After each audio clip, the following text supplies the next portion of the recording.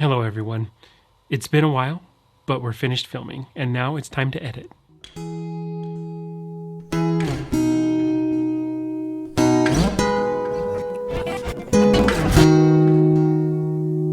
So there's a few options when it comes to editing.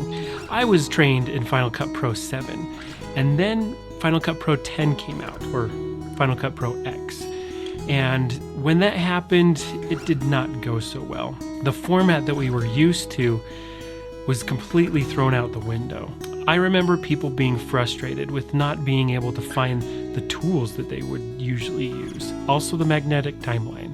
The more I played with Final Cut Pro 10, I found that the tools weren't missing, they were just in a different spot, or there was a different hotkey that you would use to access them, or they were replaced with a different concept of editing. Regardless, I switched to Premiere Pro because I used most of the Adobe suite in my other work, and Premiere was the closest thing to Final Cut Pro 7. After about 3 years of using Premiere Pro at a company, I went freelance and used Premiere for about a year longer, and then I couldn't afford my license any longer. So from there I fell back into Final Cut Pro 10, and I found that if you learn the new concepts that it brings to the table, there's a lot of time savers. Final Cut Pro 10 is different than Premiere, it's different than Avid, but it works very well. No matter which program you use, editing is an organization process. So before you jump into any program, you want to make a filing system. To save space, create this filing system on an external hard drive. Organize your footage into folders and name them as you would want them to appear in the program. Now that you've organized your footage and your audio, create a folder that is called FCPX storage. This will come in handy later. So now we jump into Final Cut Pro 10, and the first thing you want to do is create a library. Now that we've created the library, we want to redirect all of our storage to that storage folder on the external hard drive. So what this does is that when you create proxy files or render files, it puts it all on that external hard drive rather than on your laptop. When you create the library, it also creates an event for you. Go ahead and rename that. Now we want to import our footage, so we click the import button and it brings up the import window. To prevent more duplication of your footage, check Leave Files in Place. And if you're editing in 4K, also check Create Proxies. Staying awake.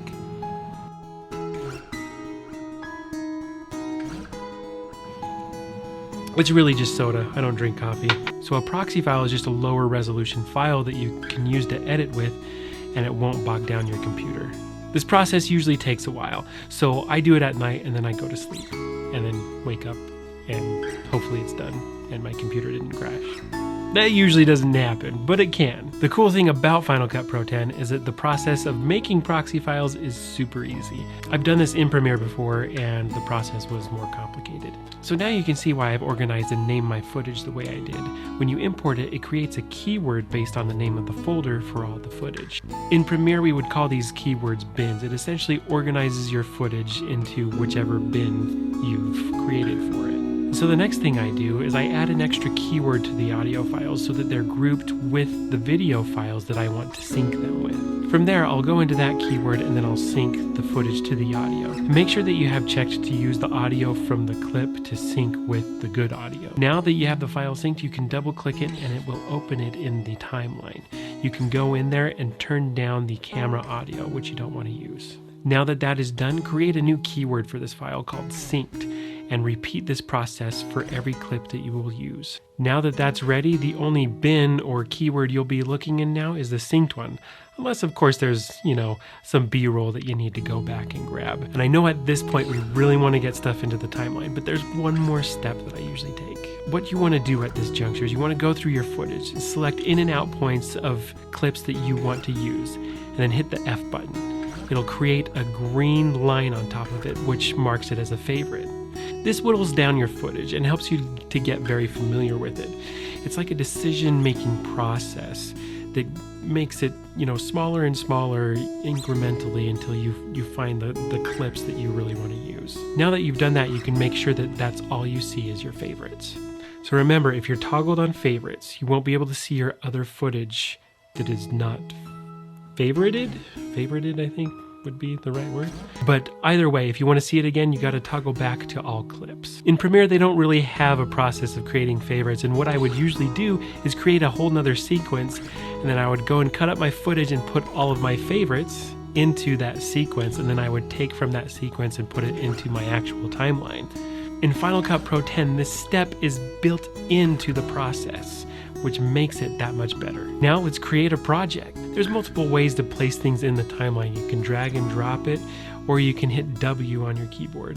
And to make sure that my computer doesn't get bogged down, I'm gonna toggle to proxies. And to place one clip on top of another, hit Q instead of W. Continue this process and create your story until you have what you want. And really, that's the basics. That's how you get started, and that's the basics of editing in Final Cut Pro 10. Is it Final Cut Pro 10 or Final Cut Pro X? I just call it 10 because it looked like they were using the Roman numeral X for 10.